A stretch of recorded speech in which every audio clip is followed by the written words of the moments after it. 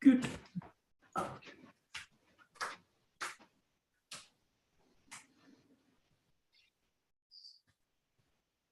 Great. Onegaishimasu. Great. We'll just start jumping and warm up a little bit.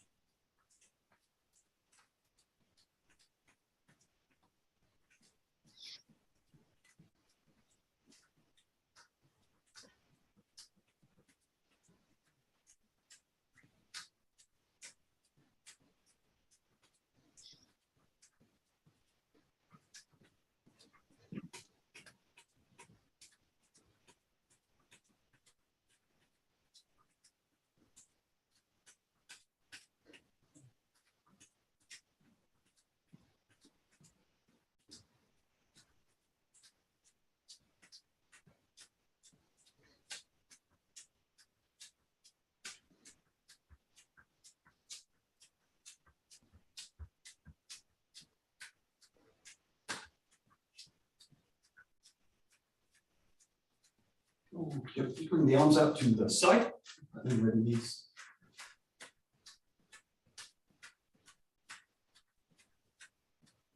Let's put a pulse in a little bit into making fists.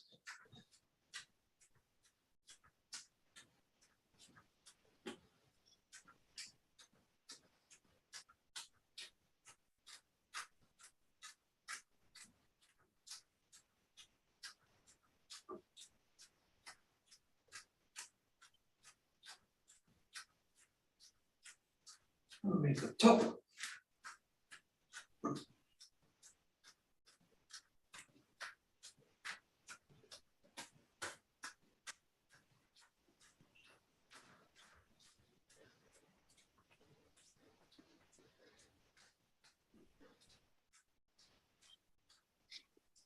And to the front.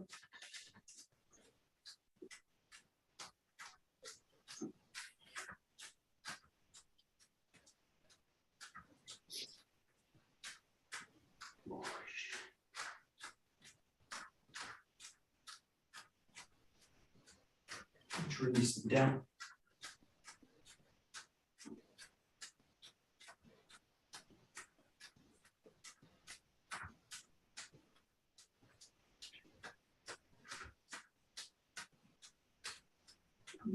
Okay, that's to find the toes. Yeah, pulse going through the hands.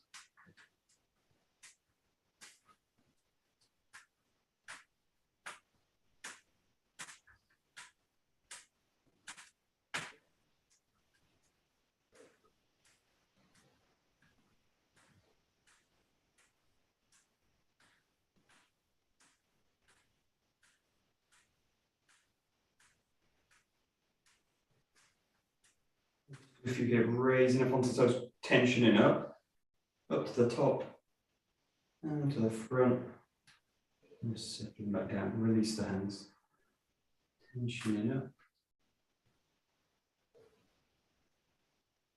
into the front, releasing slowly back down.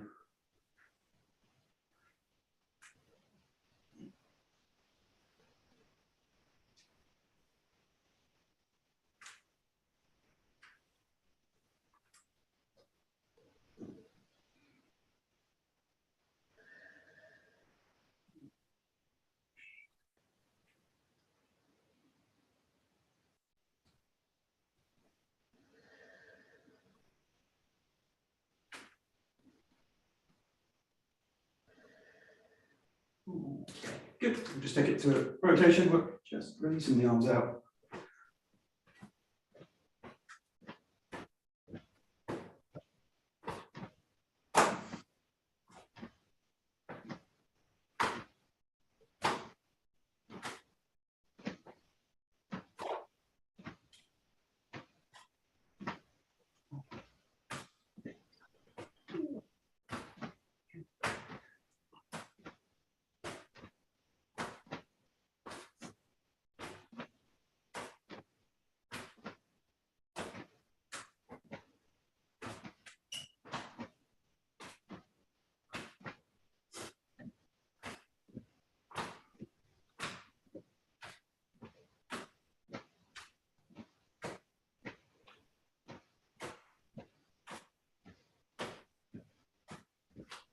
You're making fists with the elbows, just gently bounce it in and back.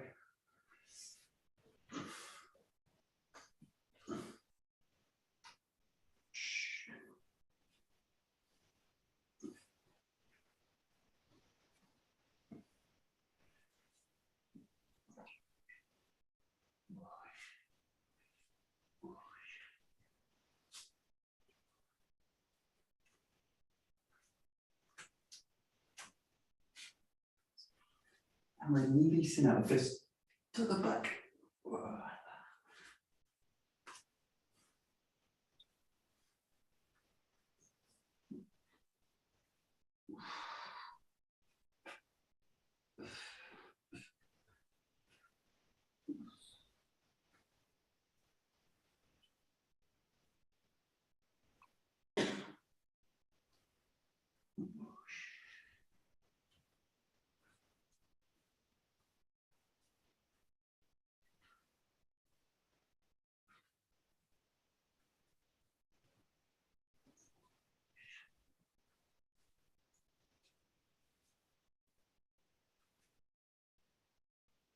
Okay, just keep the fist tight, just roll out the shoulders a little bit.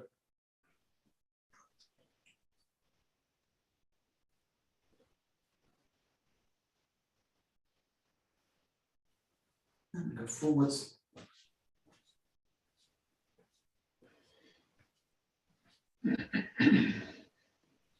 Keeping the fist, just roll out the elbows.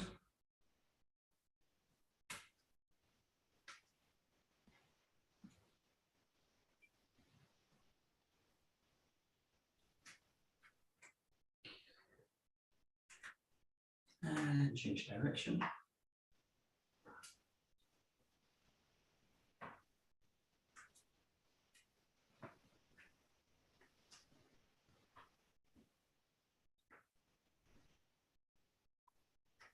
Release out the wrist, keeping the fingers nice and tight. Bigger of 8 patterns in front.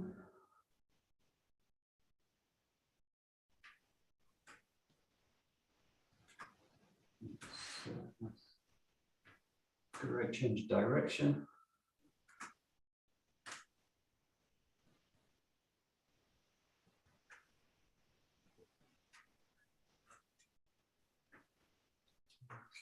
Do lightly over to the side, so rolling over, extend out 2 fists, one above, one below, and then draw yourself back in to the center. So just play with both sides, and feel that you can inject the elbows from the hip. Just go as far as you can into it.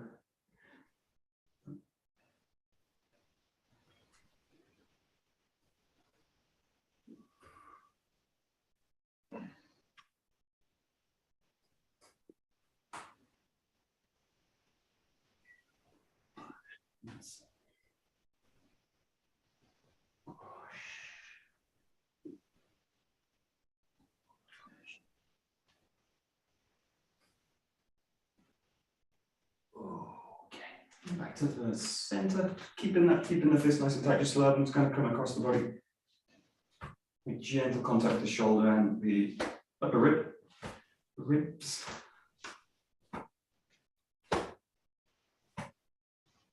Swinging up and down.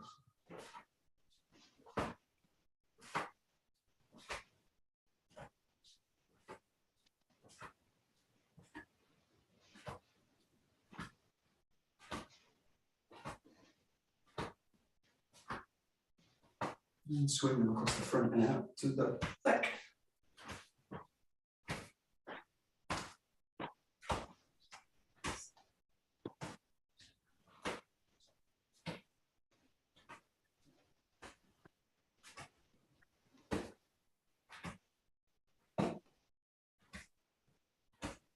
And that's the top. Release the knees a little bit with it. Keeping the fist nice and tight.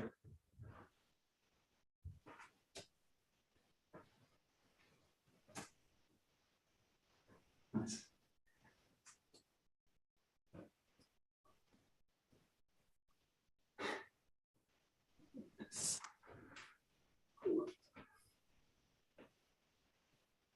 And then alternating them, keeping the fist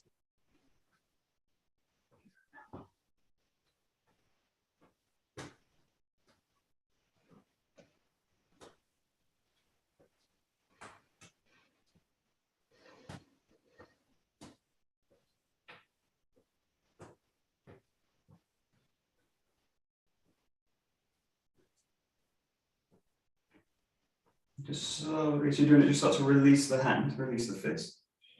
Wiggle the fingers a little bit. Let the blood go back into the fingers.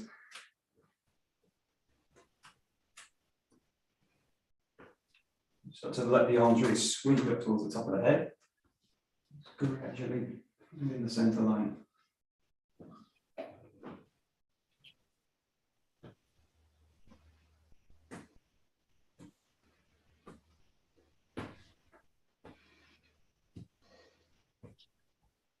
And if you want, you can let the arms swing all the way through.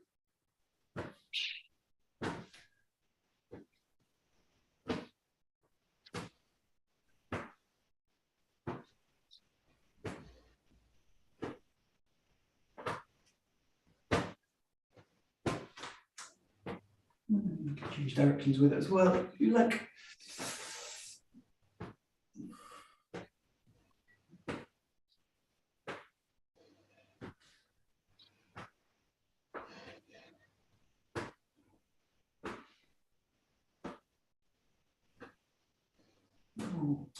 Great, just bring the legs out wide, sit into the hips a little bit, just to gently loosen them out. Shifting the weight side to side.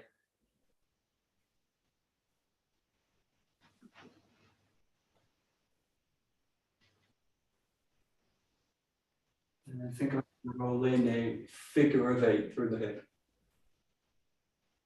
Nice and loose. And you can either have the hands on the knees or hands floating off the body. 1 second, keep going. Oh, it's on my arm. So.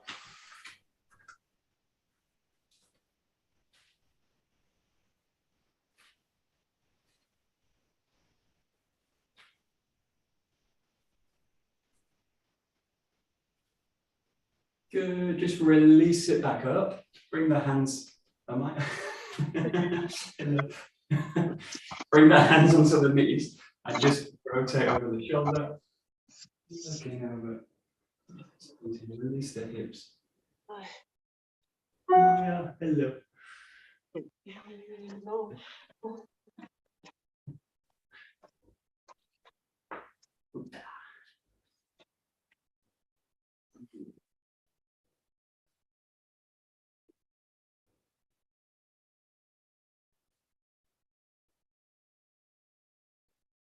Good. And then just sink again back down into the middle. Bring the hands, you can either do it into a prayer position or whatever kind of position feels comfortable. Just one where you can press in with the legs and press out with the hands or the elbows and the legs. And just sit into it. Oh, there we go. Okay. Let's try and release my hip. There we go. There we go. Squeeze a little bit. Release it, just go a bit deeper with the hands if you can, and just release out the hips again.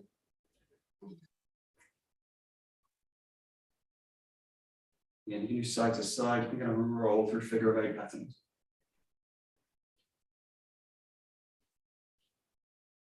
And slightly pulse the connections to the feet, whatever feels good.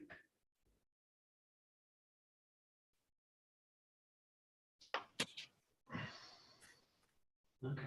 Do one for the body. This is a slightly strange one, but this involves walking. So you can have your hands on your knees, you can have them off the body in front. See what feels okay. You're just going to sink the weight into one side. Step forward and press into it. And then do the same to come back to neutral. And then change the step that you go with. So you're sinking out, pressing out. And do a couple of forwards and a couple of backwards. So you're like a low squat position. Sink the weight. Sink the weight, try and keep the back nice and long. Just allow yourself to come to a balanced position each time.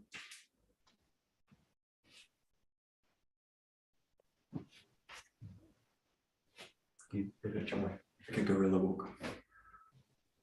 Sumo walk. Is that nice? Yeah, nice.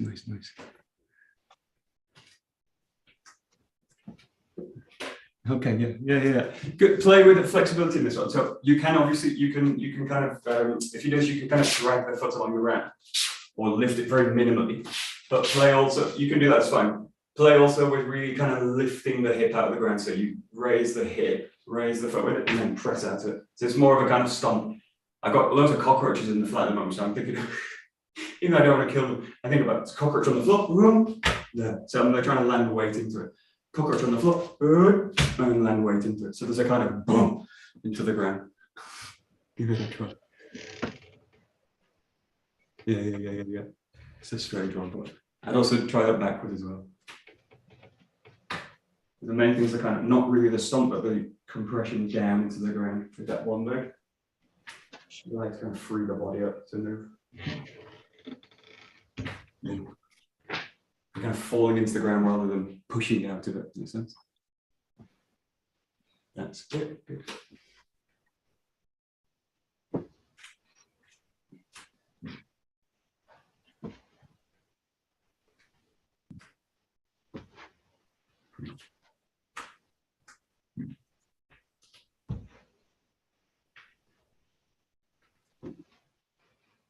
Okay, good. And then just try a few nice and stuff. There's a few ways you can do this movement. Just play with it. So it's the same feeling just on the spot, but allows that to really shift one way, really raise the leg out, and then allows that to come to that same position. So not moving now, but just the feeling that you can kind of sink down, shift the center line over the leg, allows that to really release the leg up. Just allows that to kind of fall back into the feet. And then you can either sink down into it and come back up. Just play with basically the connection between the legs. And the feelings that you're not picking the leg up or kicking the leg up, that you're trying to shift over and realign the structure so that it becomes light. And if you've got good hip flexibility, you can probably go quite far with it. Really raise the leg quite far. Think of it as a kind of pulling exercise of the legs. That's nice. Yeah, good. Nice. Boom. Yeah, good.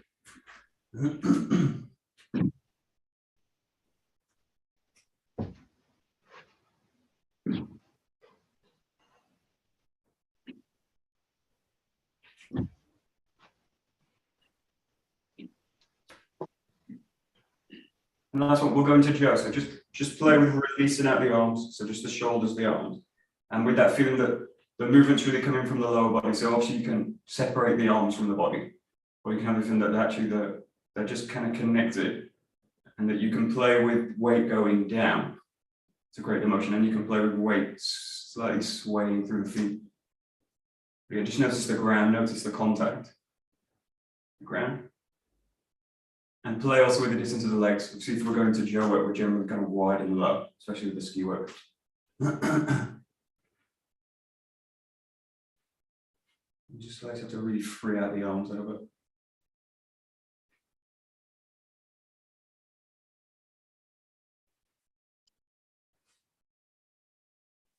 You try and open up both directions of the swing, the kind of swing back and the swing through. Nice.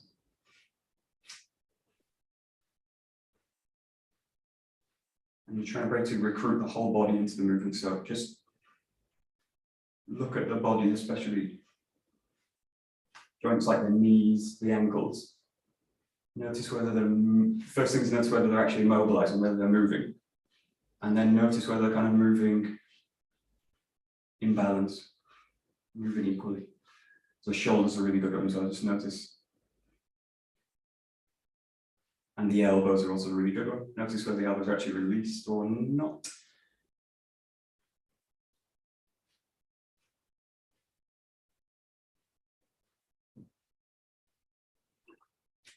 And we'll just do a few exercises here, just coming down a little bit deeper into it as you do it. Keep the arms going, just sink the way down. Just be careful that the knees don't get in the way. But just come down a little bit, come up a little bit. With that kind of pulse keeping going. So drop into the feet, getting low, and using it to come back up as well. Just keep that relaxed quality in the arms.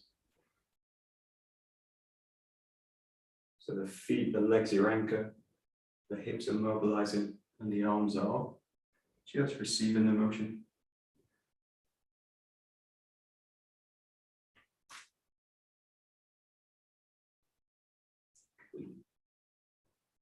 Just a couple more times coming down.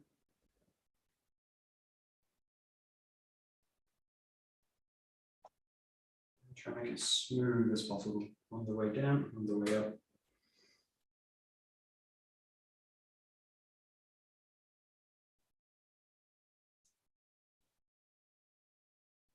Good. And then the last one, as you come down, just allow the body to really find the center. Push the knees back a little bit and just slowly sort of release out the spine, release out the shoulders, the neck, the head. Release everything out.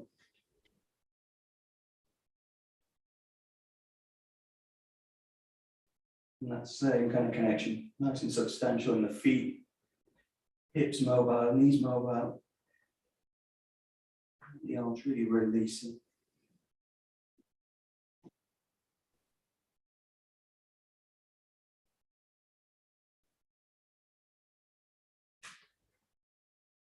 And then just allow yourself to swing the arms through the center line and out a little bit, just a touch. Like you're kind of brushing the floor. Well, you really are brushing the floor with the fingertips.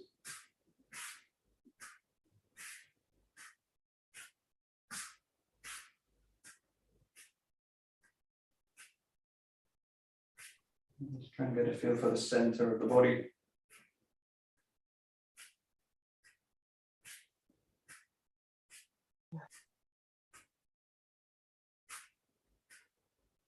And then just stop the movement, let the arms hang, just take a couple of natural breaths.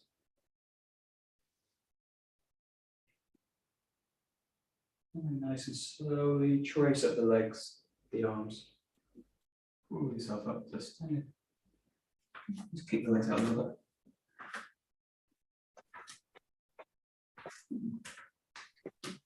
bit.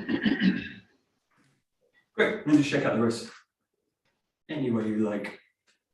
Get them loosened out.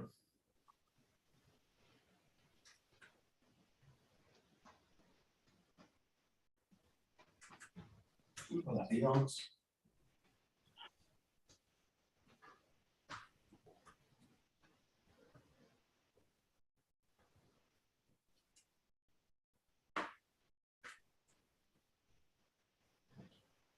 And shake out the whole body. Just let it slowly pass through the whole body, like a kind of 𝘗𝘰𝘪𝘩 or a 𝘱𝘰𝘪𝘩 through the whole body.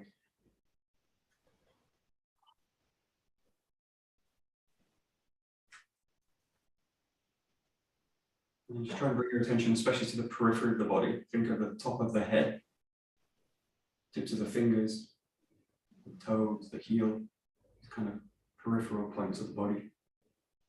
And just try and feel the movement.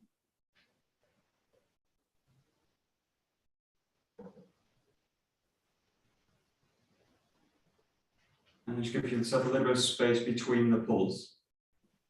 One pulse and let it settle. Find a pulse, let it settle.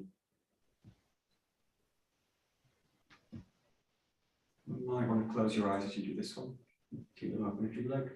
The main thing is just notice the balance in the structure. Ground underneath. Notice whether there's any kind of excess tension holding the body up. Let's try and release it.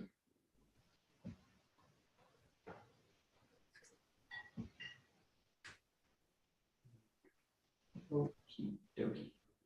Great. Okay, we will continue with the 𝘗 we were doing yesterday. So at the beginning.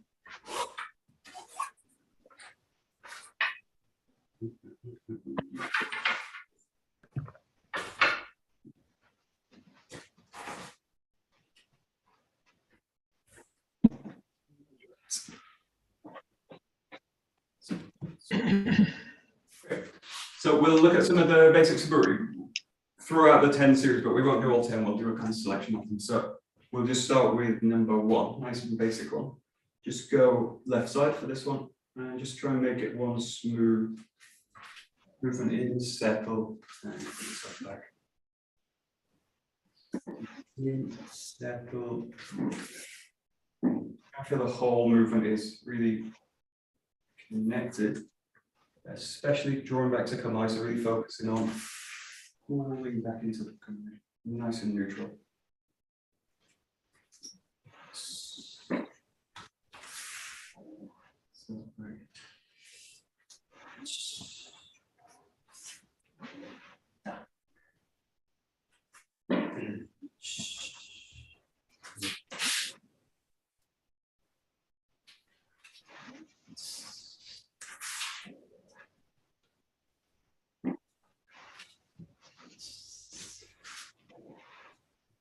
Good.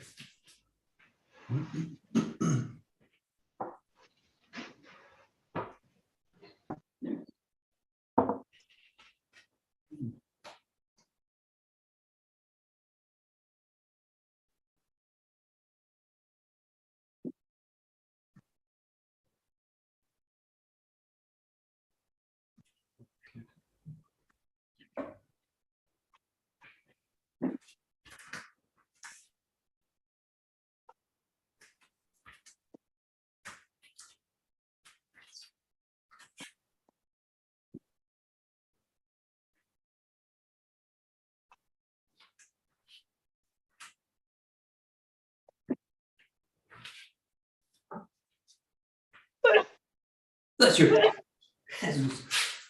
Okay. 3. Let it out. Mucho polvo. Okay. Look at this. Always think. I think of especially when you work in principles, especially if you look at something like connection or connection through the joint system or the whole body moving together. However you want to term that principle. There's kind of extremes either way, even on the principle where I can screw up working with the principle. But one of them is like this, the Joe's basically outside, and then I do something kind of here in the body. So looking primarily at the initiation of the movement. The other one is I'm trying to connect to Joe, and I do something like this, bring it into the body and then push it out. So there's one where the Joe stays on the periphery, it's kind of floating out and it's extending away and it's extending out. And there's another where I kind of pull into the body and then push out. But let's say working with extension, connected extension. So try and find the middle between this, because I don't want to leave the jaw on the outside of the body, and I don't want to pull it in, but I want to feel that it's kind of absorbing into the core of the body, and that it's able to then be pressed out this way. So just explore, but just notice the first one is notice which one your tendency is to do. My tendency is a little bit to pull in and then press out. So I try and work on that, and it might mean working with going the opposite way, trying to keep the jaw out extended, and then doing a few like that, and then feel it doesn't also feel right. So I want to find something where the center is able to kind of absorb into the weapon and the extension out. Just notice that very first initial movement.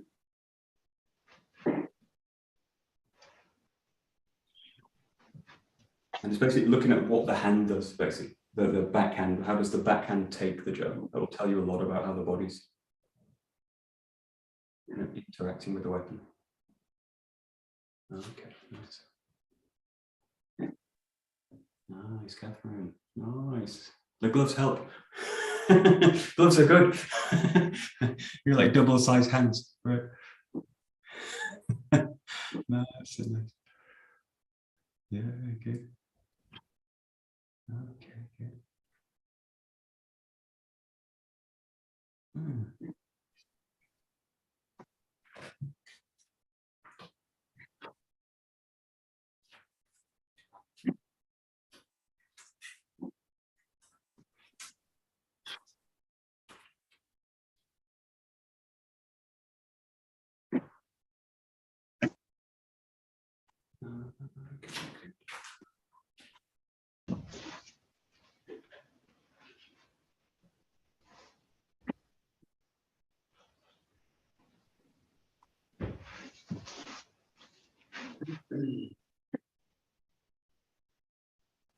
Okay, and then we'll look at the kind of middle part of the movement, so they kind of swing through. So if you're, again, looking at principles, one of the key ones we always look at is, in a sense, like curving or circular or spiral movement. So the two extremes of this one are, the first one to look for is whether I'm doing actually not really a curve or any kind of circular movement, and I'm actually doing a kind of linear movement with the jaw. So I'm kind of doing two moves, finding it and then pushing it in along the line.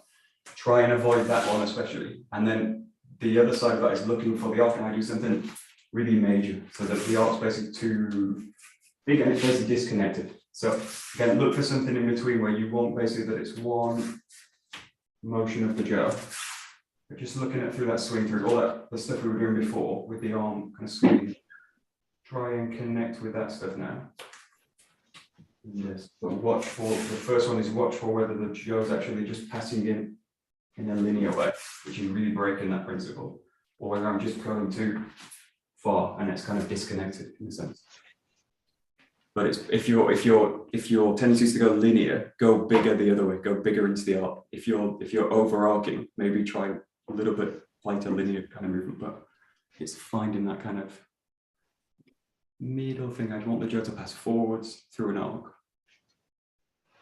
Don't want to poke it through either. Yes.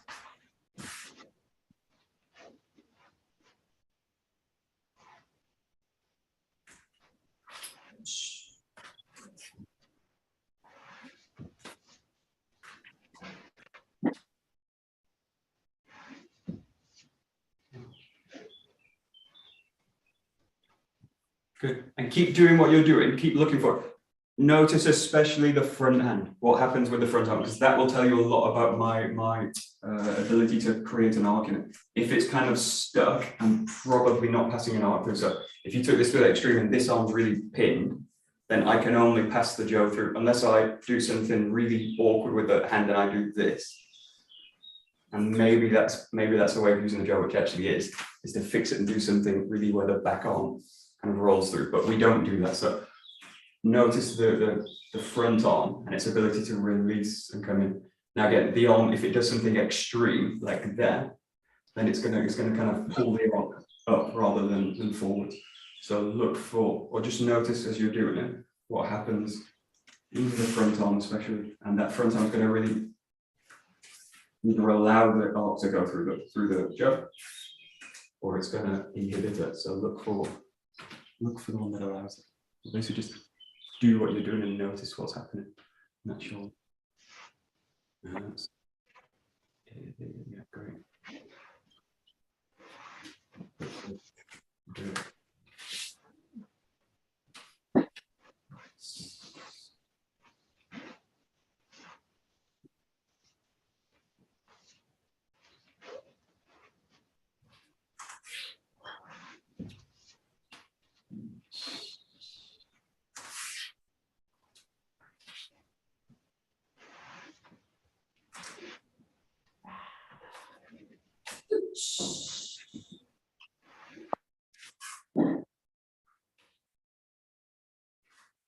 Okie dokie. Great. We'll look at the last part of it, which is the thrusting in and the kind of landing and settling of the weight. The main one to look for this is the main principle is really, like Tohei explained it, this idea of weight down or weight underneath the jaw. So the main idea with this principle is that as you thrust in, the weight's kind of, the feeling is that it's hanging below the weapon and that it's not on top of the weapon. So the two extremes of this one, in this case, are that I don't settle the body, I'm basically on top of the weapon and my body's basically pushing down into it, or I'm too far below, so I'm in this kind of position and I'm kind of pressing the body down, so I'm kind of trying to anchor the body down through pushing it down. And I don't want to do either of those because neither of those are like relaxed. So the one you want to look for is the one where I kind of just release the structure into the ground. So the kind of test for this on the feeling level is whether the structure, one, feels balanced, which is one thing, but whether it's able to mobilize the whole joint system, which is what you use when you come back into the kamae.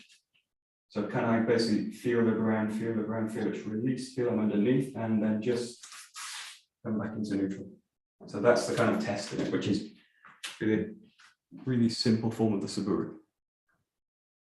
But it's basically whether I can go from the movement into stillness and balance and settle, and then go from that position, again back into movement and back into settle, stillness. Yeah, good. Good.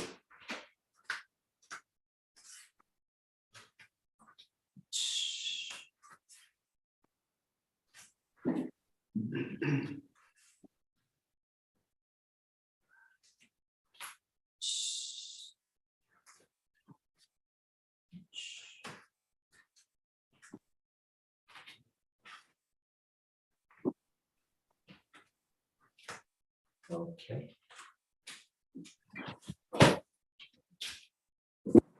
So we won't do actually. Yeah, we'll do a kind of variation on the fifth 𝗔𝗞𝗜𝗏. So we'll go like this. You go in, here through, and then just find this stop position. So let the hips kind of come back, raise, and then roll through. Find the 𝘥𝘠𝘦. In this case, we'll do it as a clear 𝘥𝘠𝘦. So variation on the fifth, coming from below, settle into roll up, find the top of the head, release it, strike through the 𝘥𝘠𝘦.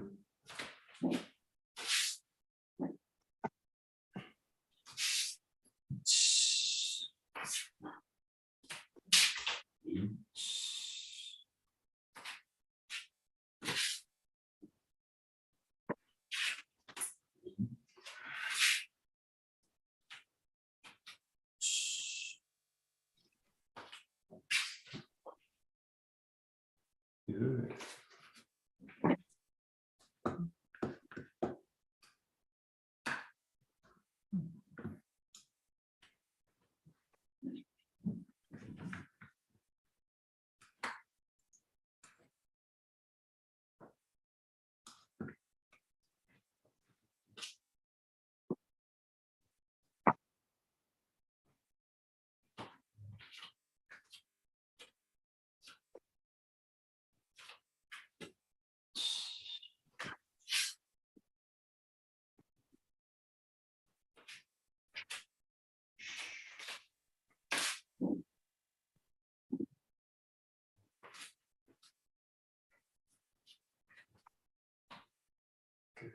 Okay, good. We'll play with a slight variation. The new movement in this, obviously, this kind of drive down. So the arc which is coming down from the 𝘥𝘠𝘦. So the arc of the ski coming up, and in this case the 𝘥𝘠𝘦 coming down as you do it. So play with this, which is one variation on the movement. It's actually a simplified version, which is used to teach beginners, but it's actually really useful. Coming to here. Now my only problem with this movement, it separates a movement from the body. So I do this in the body. Now you do it with the whole body, but it's the tendency is to kind of separate the movement out and just do it with the arms. But anyway, find this position, and then the key position here is the feeling that you drop the hip through the weapon this way. So just play with this movement. The feeling in the weight, and the key is that this hand is able to really allow that arc to happen, and you're basically just allowing the jaw to drop through an arc. So the more relaxed I can be, the better with this one. So the main thing with the 𝘱𝘰𝘀𝑓 that's different from the 𝘏𝑗𝑛 obviously is the necessity to really allow the hands to feed through the weapon. And in this case, it's this hand that's really allow that movement to happen. If I don't do that, I basically get pulled out through the arc.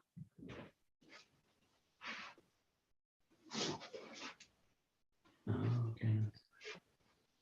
Yeah, that's it. Yeah, Maya, you got a question? I go over here. Yes. Yeah. I go back. My hips are the same like this. Only I just go back. I go or I turn my hips. I can't see it. Yeah, watch it. So think about, in this case, if you look to the footwork, I go from a very wide posture, so I'm really wide here, and then as I pull back, I'm going to narrow the feet here into this position, and then from here, in this case, the hip's not yet engaged this way, and then I'm going to bring that hip in with this hand. So as I release that movement, the back hip and the hand go together. And think that the connection work here is that this hip is pulling the hand down with it. So as you go in, that hip and that hand are basically working together. So.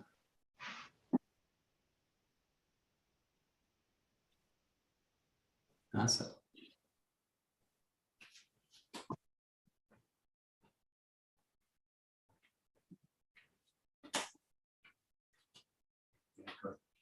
And then do it together, back to the kind of normal way of doing it.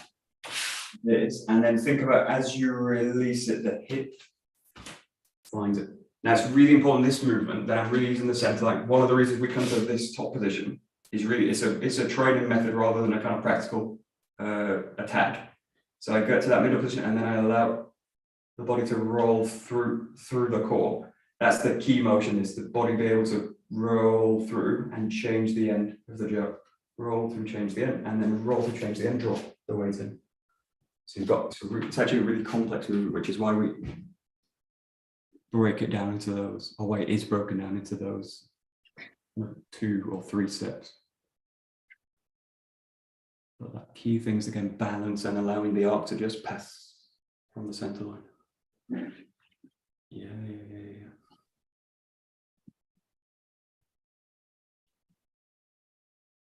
Okay, yeah.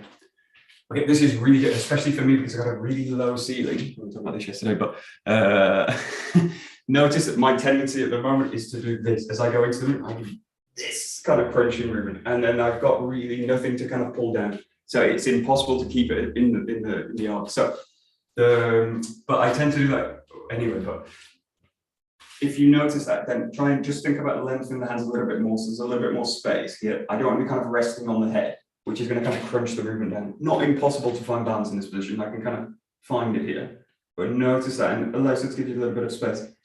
The main issue is this is crunching down or stretching up, and the other is the direction front and back, pulling the jaw back in this position or leaving it forward in front of the head.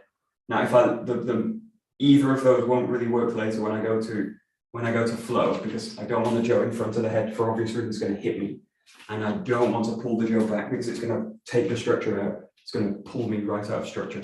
So when you do this, really try and find the center line and find a kind of comfortable but extended position. A little bit of space above the head, and then release it, and then drop down into it. So, Michael? Yeah. Say if you have a low ceiling, the best option would be to bend your knees further. Yeah, you could do, or a smaller jaw, or yeah. But the main thing is actually is notice. I would say notice the constraints of the room, what it's doing to you, and then when you're out of it, so I go outside and I do the hasa is the work for me. The hasa, I just can't do hasa work here, so I need to go outside for an hour or so. Like refine the hasa and how it feels expanded and big. But I was, but apart from that, I try and do things, and also like working on the knees. You can also do that, where I can go into like a 𝘧𝗧𝗪 kind of position and do it. Not great on the knees, but yeah, trying to lower, because I can't put the ceiling up, so I've got you have to lower your own body. Or use the shorter stick or something. But actually, if I do it in a way that's just about do it. I can just about get away with it.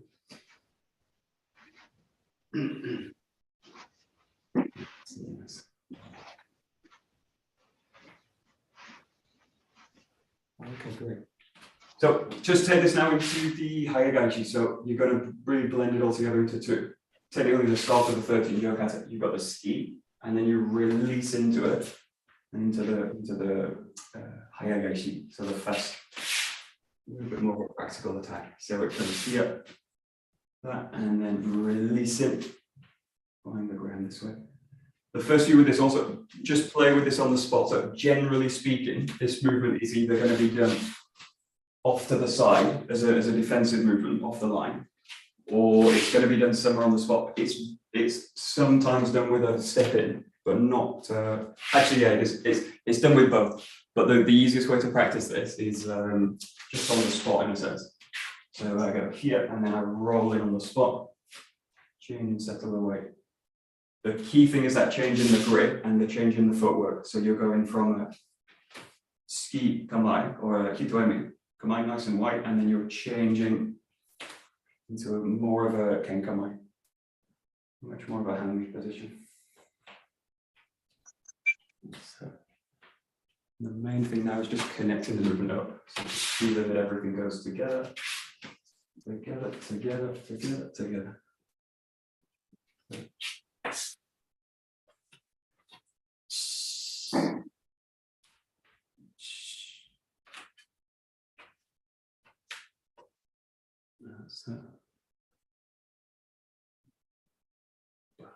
Nice, John.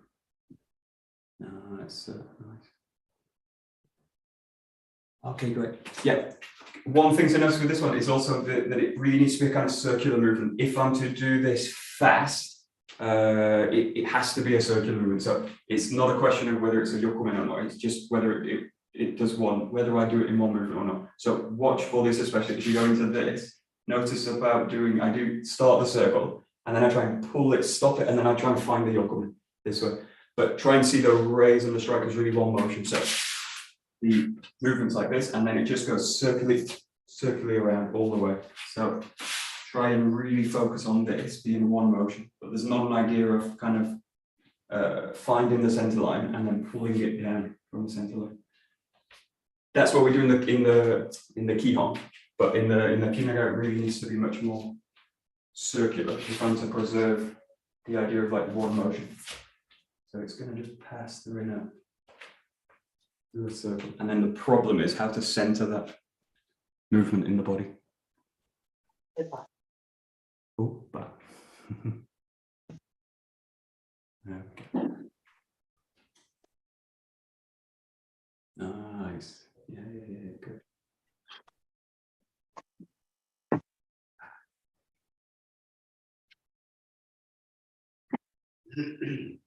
Okay, the two things to look for this one is whether you're a pusher or a puller with the jo. So watch this.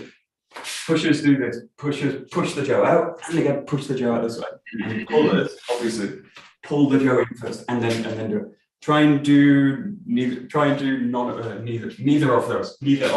So what you want to do is like bring the center line in and just adjust around the jo. So, but try and notice for one, which is to kind of kick the jo away, which the body goes, whoa, and tries to catch it.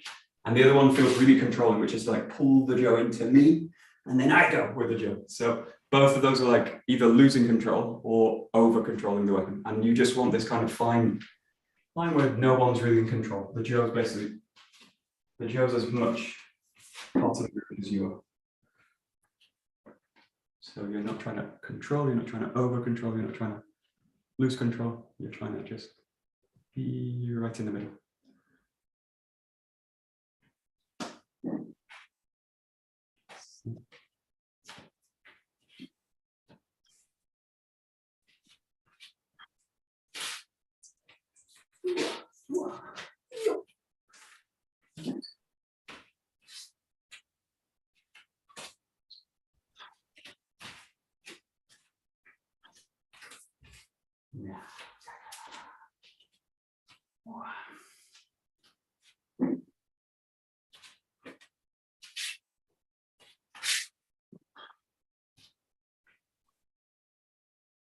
Okay, good.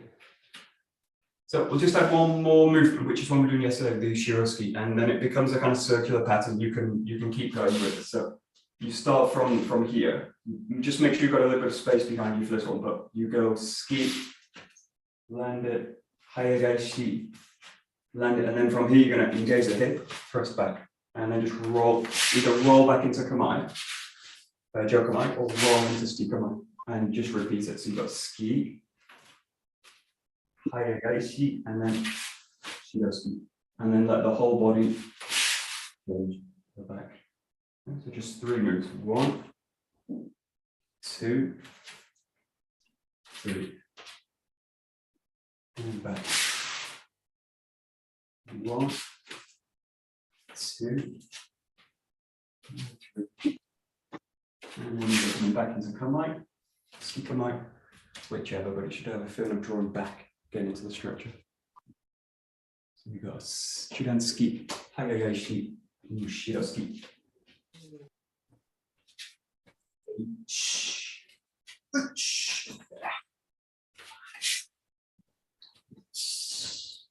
Yeah.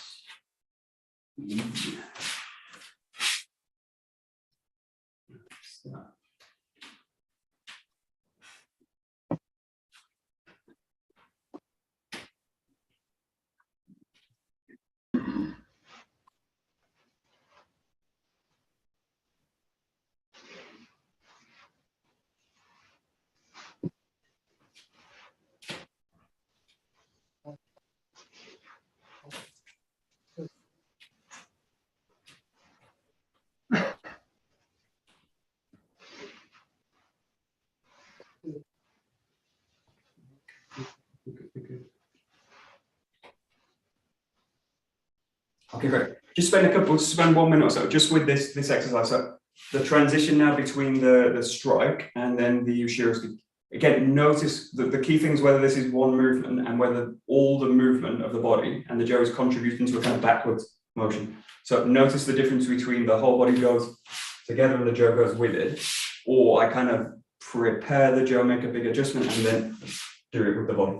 So try and get the feeling that the hand and the hip and this hand and this hip really contribute to that movement totally. So play with the landing, the weight here, and then just think about everything goes back. And don't worry too much about the 𝘗, too much about power, but just whether everything goes back. So it's there, and it goes back. I was prepared. And just notice that. The best thing is really imagine someone's really aggressively coming towards you, behind you, and you need to send the 𝘗 behind them, straight into their face. It's the best way to think about it. Or somewhere along the center line. That's nice.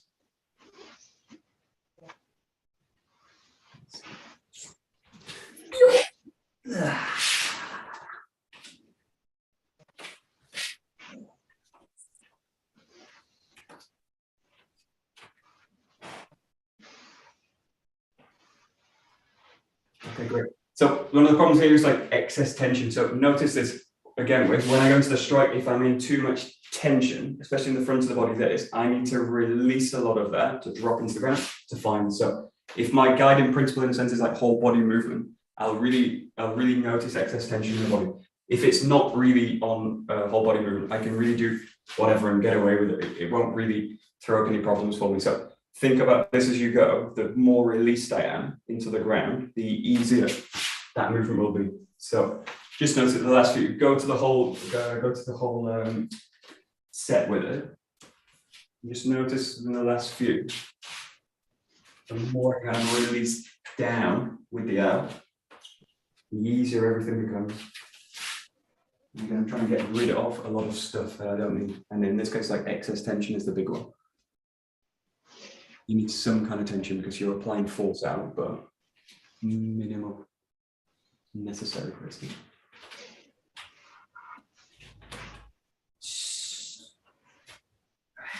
Boom. So good. Good. Last two or so. Give it a try. Okay.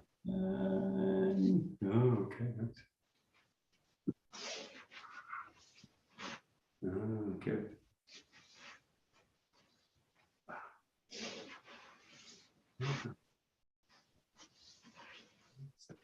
Okie dokie. Great. We'll stop there. Very good.